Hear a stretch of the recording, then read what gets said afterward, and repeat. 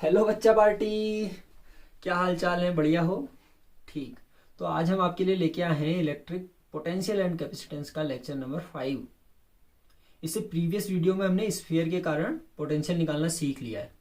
अगर आपने वो वीडियो नहीं देखी है तो यूट्यूब पर टाइप करिए लॉस्ट इन विज्ञान और गणित और इलेक्ट्रिक पोटेंशियल एंड कैपेसिटेंस का लेक्चर नंबर 04 देखिए।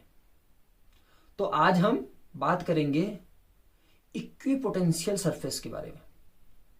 इक्विपोटेंशियल सरफेस वीडियो काफ़ी छोटा होने वाला है, लेकिन इसको अलग से बनाने का एक मकसद ये है कि ये काफ़ी पूछा जाता है बोर्ड में, यानी ये 12th के लिए काफ़ी इम्पोर्टेंट चैप्टर है। ठीक है, तो हम आज बात करेंगे कि इक्विपोटेंशियल सरफेस होता क्या है, यानी कि ऐसी जगह जहाँ पर पोटेंशियल सेम होगा, ऐसी सरफेस। ठीक है, जहाँ पर विभव क्या रहे, समान रहेगा। ठीक हो गया? तो दिस इज योर ब्यूटीफुल सा चैनल लॉस्ट इन विज्ञान और गणित and my name is Gaurav Singh Negi. तो आज हम शुरू करते हैं इक्विपोटेंशियल सरफेस। तो जैसे कि आपको समझ में आ रहा है कि इक्विपोटेंशियल सरफेस नाम से ही इक्वल पोटेंशियल, यानी जो पोटेंशियल रहने वाला है, potential is same same at any point of surface, any point of surface.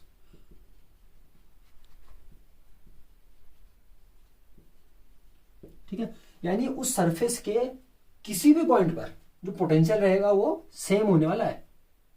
मजेदार चीज है ना। ठीक, तो क्या है, इक्विपोटेंशियल सरफेस का मतलब होता है जहां पर पोटेंशियल सेम रहे, हर पॉइंट पर सेम रहेगा। जैसे कि मैं आपको समझाऊं कि एक सरफेस है, तो मैं आपको बोलूं कि ए पॉइंट पर, बी पॉइंट पर, सी पॉइंट पर आप बताइए पोटेंशियल क्या होगा। तो आप बोलेंगे पोटेंशियल, अगर मैं बोलूं इसका वी ए है, वी बी है, वी सी है, अगर ये इक्विपोटेंशियल सरफेसेस है तो इसमें जो पोटेंशियल रहने वाली है हर पॉइंट पर सेम रहेगी, यानी V A equal V B equal V C. इतनी बात पकड़ में आई? तो इक्विपोटेंशियल सरफेस समझ में आया क्या होता है? ये तो समझ में आ गया। ठीक है, कुछ एग्जाम्पल दूं इक्विपोटेंशियल सरफेसेस के। एग्जाम्पल आप पहले भी पढ़ चुके हैं। ठीक है, वही एग्जाम्पल मैं आपके सामने रखता हूं। जैसे कि, ठीक है, नोट कर लेना है आपको एग्जाम्पल। जैसे कि डाइपोल। डाइपोल तो जानते हैं? हाँ, कौन? डाइपोल। सेम मैग्नीट्यूड वाले चार्जेस बट अपोजिट साइन, तो माइनस क्यू और प्लस क्यू। ठीक है, इसके परपेंडिकुलर बाइसेक्टर पर अगर आपको याद है तो, इसके परपेंडिकुलर बाइसेक्टर पर अगर आपको याद है कि जो पोटेंशियल आता था वो कितना आता था? 0 आता था। अच्छी बात, बढ़िया। तो यानी इसके परपेंडिकुलर बाइसेक्टर ये तो है। तो यानी इसके परपेंडिकुलर बाइसेक्टर में मैंने आपको बताया था, वहां पर ये जो बनने वाला प्लेन है, यहाँ पर जो पोटेंशियल रहता है वो क्या रहता है? सेम रहता है, हर पॉइंट पर सेम ही तो रहेगा। तो यानी मैंने इसको बताया, इसके पीछे भी तो होगा वही। ठीक है, तो यानी ये प्लेन बना दिया। तो यानी इस प्लेन पर कहीं पर भी आप जाएंगे, ये रहा डाइपोल है ना, ये लाइन नहीं है, लाइन पर नहीं है। मैं बोल रहा हूं कि इसके बाइसेक्टर परपेंडिकुलर। अच्छा, तुम बोलोगे कि एक परपेंडिकुलर बाइसेक्टर ऐसा भी, क्या ये वाला नहीं होगा? अगर मैं इधर टेढ़ा कर दूं तो इसको ऐसे देख लो, है ना, वही चीज है। यानी कहीं से भी आप देखेंगे ये परपेंडिकुलर बाइसेक्टर ऐसे तो होगा, यानी एक पूरा एक प्लेन बनाएगा, ऐसे ये प्लेन बनाएगा। तो वही प्लेन पर हम कहीं पर भी अगर पोटेंशियल निकालेंगे तो कितना निकलेगा? 0, हर पॉइंट पे। यानी इस सरफेस पे पोटेंशियल क्या है? कांस्टेंट है। तो यानी यही तो है इक्विपोटेंशियल सरफेस, यानी कि हर पॉइंट पे जो पोटेंशियल होने वाला है वो सेम होने वाला है। इसी को हम इक्विपोटेंशियल सरफेस बोलते हैं। एग्जांपल समझ में आया? क्लियर हुआ ये बात? एक छोटा सा एग्जांपल देता हूं, सेकंड एग्जांपल। इसको आपको नोट कर लेना है। समझ में तो आ रहा है ना? जैसे मैं आपको पॉइंट चार्ज देता हूं, और किसी पॉइंट चार्ज के लिए इक्विपोटेंशियल सरफेस क्या होगा? अच्छा, किसी पॉइंट चार्ज के लिए अगर मैं बोलूं ये r डिस्टेंस पे पोटेंशियल कितना होगा, तो आप बोलेंगे v इज इक्वल टू के क्यू बाई आर, अगर प्लस है तो, है। अगर मैं बोलूँ इसी से सेम आर डिस्टेंस पे फिर कितना होगा, तो आप फिर वही बोलेंगे के क्यू बाई आर। फिर यहाँ से आर डिस्टेंस पे के क्यू बाई आर, यानी ये आर आर ऐसे अगर मैं डिस्टेंस लेता रहूं, ये डिस्टेंस लेता रहूं, तो क्या इक्विपोटेंशियल सरफेसेस हमें नहीं मिलेगा? क्या मिलेगा? एक स्फीयर मिलेगा। यानी जो पॉइंट चार्ज के लिए इक्विपोटेंशियल सरफेस आएगा वो कैसा आएगा? स्फेरिकल, स्फेरिकल आएगा। क्या ये आर हमेशा वही रहेगा? बढ़ा भी सकते हो ना, इस पॉइंट को यहां भी ले सकते हो, फिर ऐसे, यानी कोसेंट्रिक स्फेरिकल बनेंगे। यानी बहुत सारे स्फेरिकल्स बन सकते हैं हमारे पास, स्फेयर बन सकते हैं एक पॉइंट चार्ज के लिए इक्विपोटेंशियल सरफेस। इतनी बात पकड़ में आई। और भी एग्जांपल हैं। आप अगर किसी रॉड के लिए बोले इक्विपोटेंशियल क्या होगा, तो मैं अगर रॉड के लिए बनाऊं तो आप बोलेंगे एक 3D सरफेस बना दो, ये सिलेंडर, तो इससे आर डिस्टेंस पर यहां पर पोटेंशियल, आर डिस्टेंस पे यहां यहां यहां हर जगह पर सेम रहेगा। ऐसे आप बोलोगे क्या और बड़ा वाला नहीं बना सकते? हम बना सकते हैं ना ऐसे भी। तो क्या ये वाले के लिए नहीं हो? यानी कोसेंट्रिक सिलेंडर बनेंगे क्या? इक्विपोटेंशियल किसके लिए? रॉड के लिए। ठीक है। पॉइंट चार्ज के लिए स्फेरिकल इक्विपोटेंशियल सरफेस, इसके लिए एक प्लेन सरफेस बनता है। ठीक है। एग्जाम में पूछा जा सकता है कि एग्जाम्पल दे दें इक्विपोटेंशियल सरफेसेस के, तो आपको याद रखना है पॉइंट चार्ज के कारण स्फेरिकल, डाइपोल के कारण एक प्लेन बनता है। ठीक है। आगे बढ़े तो इक्विपोटेंशियल सरफेस क्या है? ऐसा सरफेस जहां पर जो पोटेंशियल होगा हर पॉइंट पर इक्वल या सेम होगा। ठीक है। ठीक है। ऐसा सरफेस जहां पर जो पोटेंशियल है वो इक्वल या सेम होगा हर पॉइंट पर। ये नोट कर लिया होगा आपने, नोट कर लिया करें आप, वीडियो को पॉज करके नोट कर लिया करें। ठीक है। आगे बढ़े। इतनी बात आपको समझ में आ गई कि इक्विपोटेंशियल सरफेस क्या होता है। ठीक। इसमें मेन चीज क्या है? Property of equipotential surfaces. Heading डालनी है आपको, प्रॉपर्टी ऑफ इक्विपोटेंशियल सरफेस।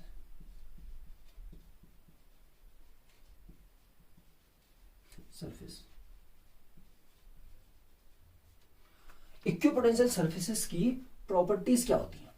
ये चीज इंपॉर्टेंट है क्या, कि हम अब बताएंगे कि इक्विपोटेंशियल सरफेसेस से जो प्रॉपर्टी है वो क्या क्या सेम होंगी।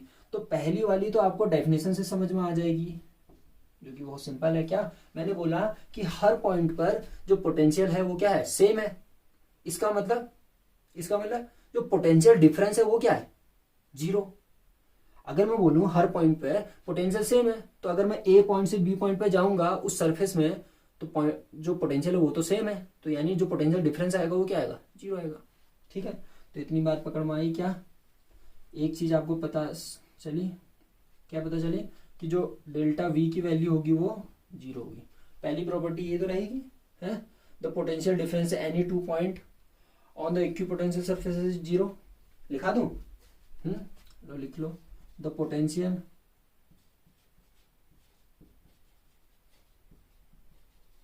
Difference at any two point of equipotential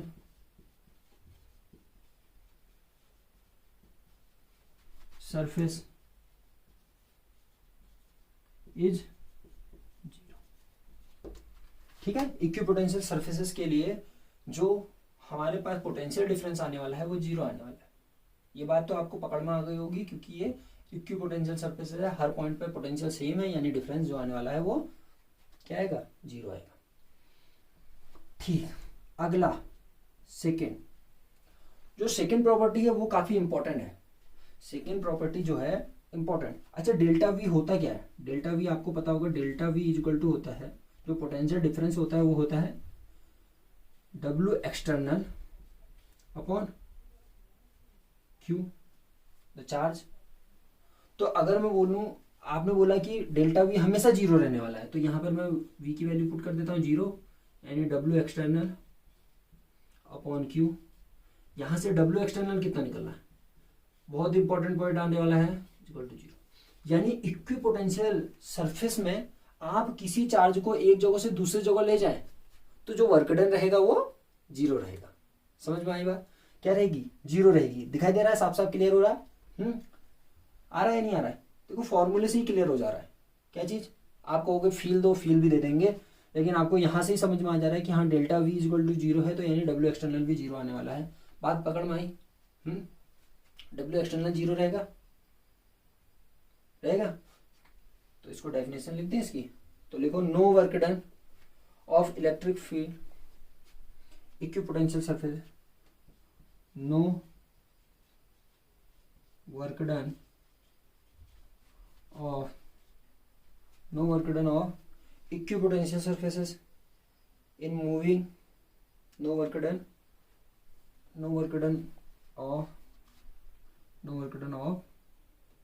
electrostatic force, no work done by electrostatic force,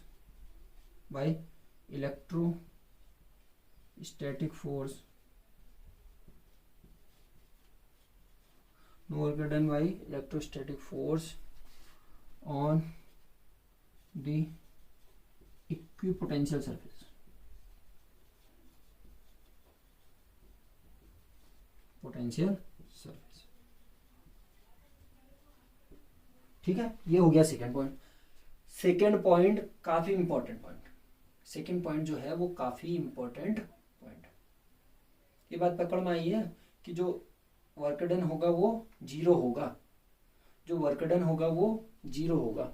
आगे फील देते हैं, फिर दे दे फील।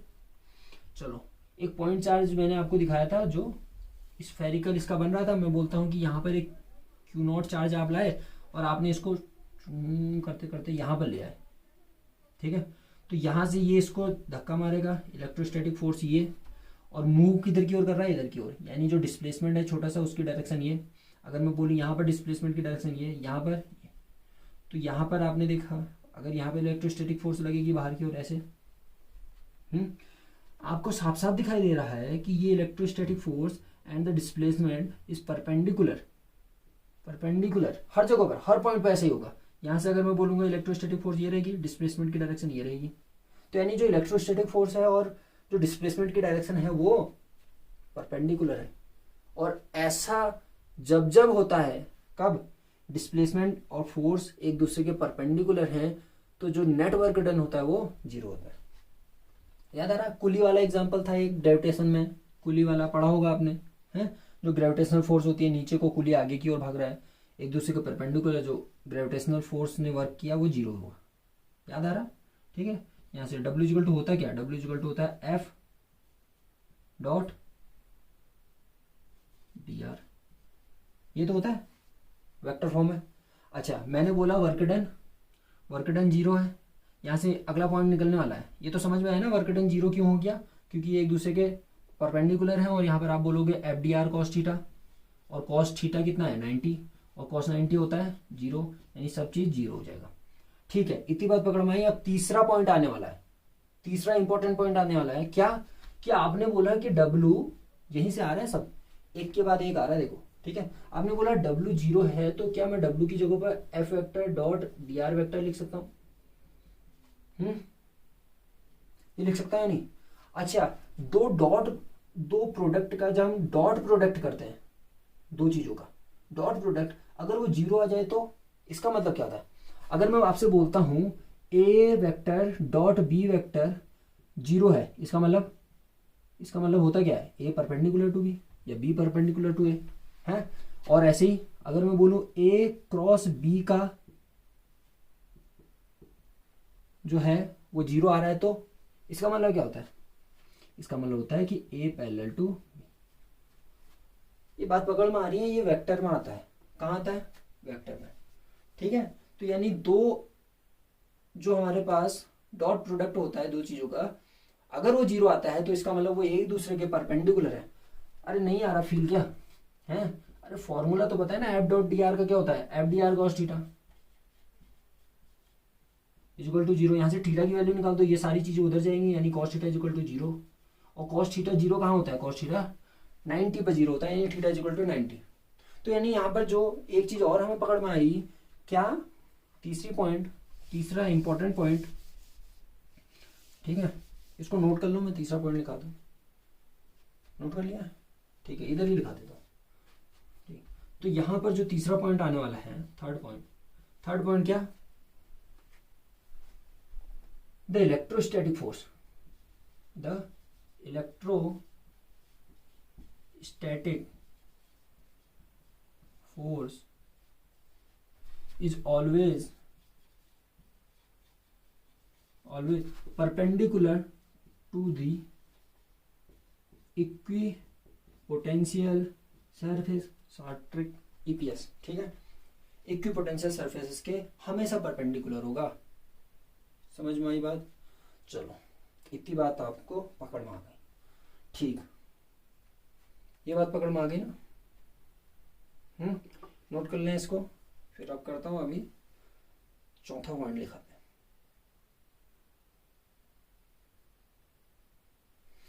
अब चौथा पॉइंट काफी इंपॉर्टेंट, इससे भी ज्यादा इंपॉर्टेंट चौथा पॉइंट।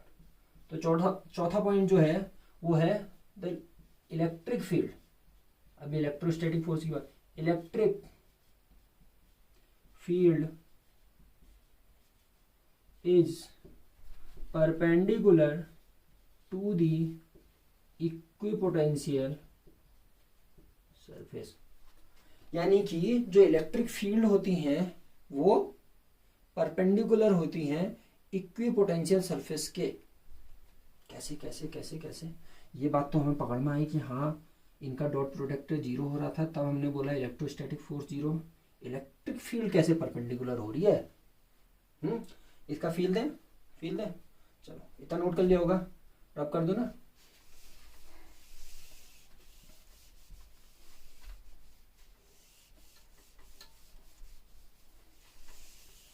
चलो तो फील्ड देते हैं इसका। क्या बोला? Electric field is perpendicular to the equipotential surface. ठीक है, तो मैं बोल रहा हूं, आपने ये फॉर्मूला देखा है कि delta V is equal to minus का E vector dot D R vector. देखा है नहीं देखा? अच्छा, डेल्टा वी क्या होगा? जीरो होगा, इक्विपोटेंशियल सरफेस है ना, इतनी बात तो हमें पता ही है। तो E vector dot D R vector, oh my God, क्या आ गया? दो चीजों का डॉट प्रोडक्ट जीरो। इसका मतलब दो चीजों का डॉट प्रोडक्ट जीरो, इसका मतलब कि ये दोनों एक दूसरे के परपेंडिकुलर हैं। तो E vector is perpendicular to the D R vector. ठीक, ये कुछ इस टाइप से समझ लो। अब इक्विपोटेंशियल सरफेसेस के नहीं होगा क्या इक्वल? ठीक है, ये तुमने बोला यहां से पोटेंशियल कहीं से भी तुम सरफेस में कहीं भी चले जाओ, ये रहा, ठीक है, ये है तुम्हारा इक्विपोटेंशियल सरफेस। अब यहां पर तुम कहीं पर भी चले जाओ तो जो इलेक्ट्रिक फील्ड है, ये डी आर कहीं पर कैसे भी चल लो, टेढ़ा मेढ़ा ऊपर नीचे कैसे भी, डी आर वेक्टर ऐसे ही रहेगा। क्या ये अगर तुम ऐसे भी चल के आते हो ऐसे, ये चीज ऐसे ही है परपेंडिकुलर, अगर ऐसे भी चल के आते हो तो ई ऐसे ही है परपेंडिकुलर, ऐसे चल के आते हो ई परपेंडिकुलर। इसका मतलब ई जो है वो डिस्प्लेसमेंट के परपेंडिकुलर है, और डिस्प्लेसमेंट यहीं कहीं कैसे भी चल सकते हो, इधर इधर इधर इधर, और ये ई जो है ऐसे रहने वाला है। तो ये तो सारा सरफेस में ही है, और ई कैसा होने वाला है? परपेंडिकुलर। तो यानी ये सरफेस के परपेंडिकुलर है ई। तो वही चीज दिखाई है, इंपॉर्टेंट चीज है क्या? Electric field is perpendicular to the equipotential surfaces. ठीक, ठीक है, अब करो।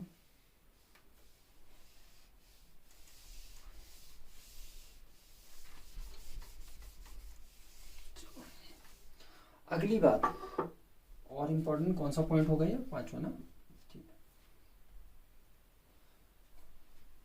कि दो इक्विपोटेंशियल सरफेसेस दो इक्विपोटेंशियल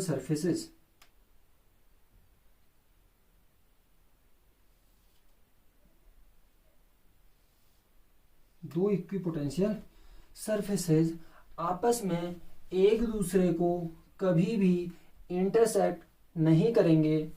क्या बात, क्या बात, क्या बोला मैंने? टू इक्विपोटेंशियल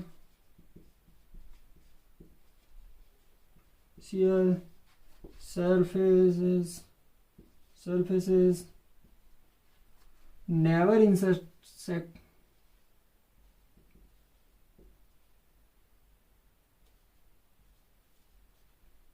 each other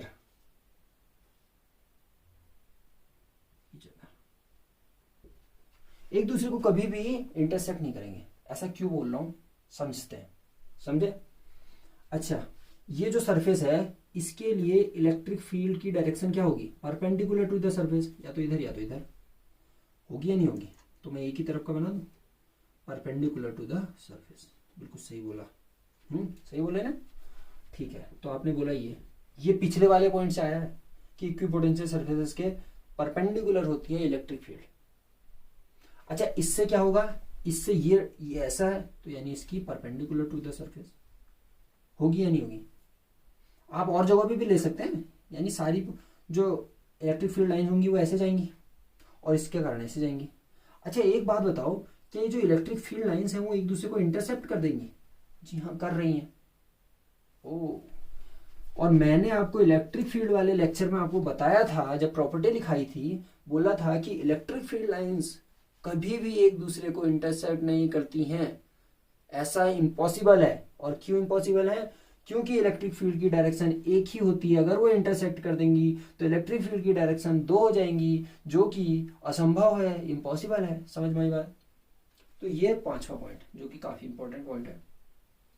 तो ये 5 पॉइंट बोर्ड में पूछे जाते हैं।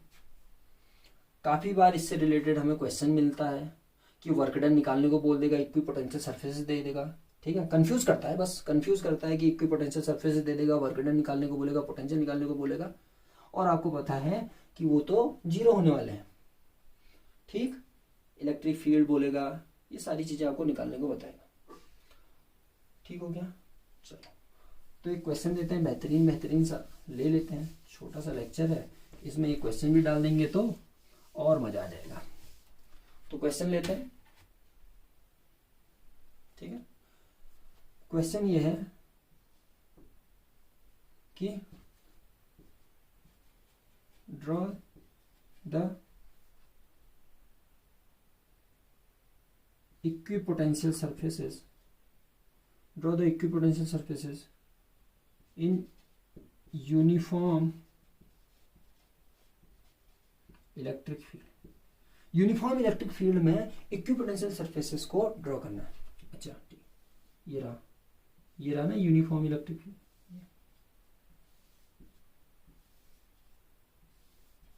ये तरह यूनिफॉर्म इलेक्ट्रिक फील्ड, इसमें मैं बोल रहा हूँ जो इक्विपोटेंशियल सरफेस है उसको ड्रॉ करो। अरे ये तो बहुत इजी है। अब इलेक्ट्रिक फील्ड के परपेंडिकुलर होता है इक्विपोटेंशियल सरफेस में।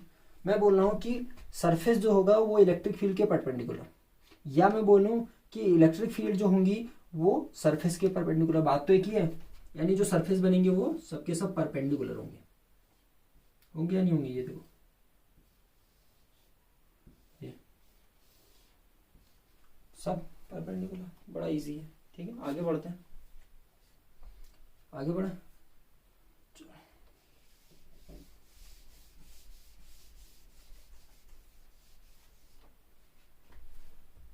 ठीक है, next question.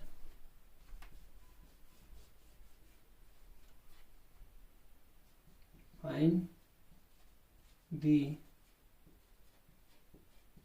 Work done, find the work done from A to B, A to B। तो आपके पास एक इक्विपोटेंशियल सरफेसेस है, एक इक्विपोटेंशियल सरफेस है जहां पर ए पॉइंट से बी पॉइंट पर आपको जाने पर वर्क डन निकालना है। टू मूविंग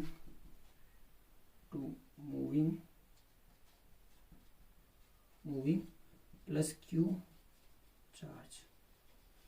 चार्ज को मूव कराया जा रहा है ए से बी पर, और नेट वर्क डन हमें निकालना है।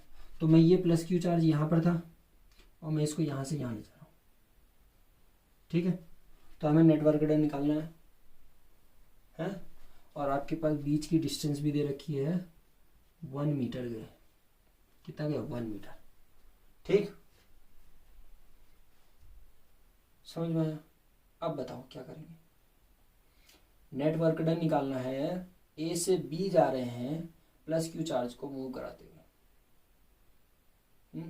सोचो। तो आप बोलेंगे कि पहले पोटेंशियल निकाल लेते हैं, पोटेंशियल डिफरेंस निकाल लेते हैं दोनों के बीच में। उसके बाद हमारे पास आता है डब्ल्यू एक्सटर्नल जो कि हमें निकालना है अपॉन क्यू जो कि हमें, ठीक है, क्यू प्लस कर दिया। तो यहाँ से वी निकालेंगे, क्यू निकालेंगे। ठीक, लेकिन एक अच्छी बात ये हो गई कि इक्विपोटेंशियल सरफेस है जहाँ पर जो डेल्टा वी है वो तो जीरो हो जाता है, क्योंकि जो पोटेंशियल डिफरेंस जो है वो जीरो हो जाता है। अब ये नहीं कि निकालने बैठ जाओ यहाँ से 1 मीटर दूरी पर के क्यू बाई आर लिख दो और आर की वैल्यू 1 रख दो, गलत हो जाएगा। क्योंकि हमें पता है इक्विपोटेंशियल सरफेस में जो पोटेंशियल डिफरेंस होता है वो जीरो होता है। तो ये तो जीरो हो गया, और डब्ल्यू एक्सटर्नल क्या आने वाला है अपॉन क्यू, और यहाँ पर डब्ल्यू एक्सटर्नल आ जाएगा जीरो। और ये पॉइंट मैंने आपको पहले भी क्लियर करा है कि इक्विपोटेंशियल सरफेसेस में कोई भी एक जगह से दूसरी जगह पर जाने पर जो नेटवर्क डन होता है वो जीरो होता है। कहीं पर भी घूम जाओ, टेढ़ा मेढ़ा जिग जैग मोशन, कुछ भी मोशन कर लो, जो इक्विपोटेंशियल सरफेसेस में वर्क डन होगा वो जीरो होगा हमेशा। ठीक है, तो ये आज का लेक्चर हम यहीं पर समाप्त करते हैं। हाँ, ये बोर्ड के हिसाब से काफ़ी इंपॉर्टेंट लेक्चर था, इसीलिए हमने इसको अलग वीडियो में सेपरेट किया है, क्योंकि इसके बाद हम पढ़ेंगे पोटेंशियल एनर्जी। अभी तक हमने सारी चीज़ें पोटेंशियल के बारे में पढ़ लिया है कि पोटेंशियल क्या होता है, पोटेंशियल डिफरेंस क्या होता है, और हमने निकालना भी सीख लिया। अब एक नया टर्म आएगा पोटेंशियल एनर्जी, तो हम पढ़ेंगे नेक्स्ट लेक्चर में पोटेंशियल एनर्जी। काफ़ी इंटरेस्टिंग लेक्चर होगा इसके बाद वाला भी। पोटेंशियल एनर्जी क्या होती है, कैसे बनाई जाती है, उसके बाद हम पढ़ेंगे कि कैपेसिटर कैसे होते हैं, कैसे बनाए जाते हैं। ठीक है, तो इसके बाद आने वाले जो लेक्चर हैं वो काफ़ी इंपॉर्टेंट लेक्चर होने वाले हैं। तो आज के लिए इतना ही, मन लगा के पढ़ते रहिए, और आज के लिए टाटा एंड बाय बाय।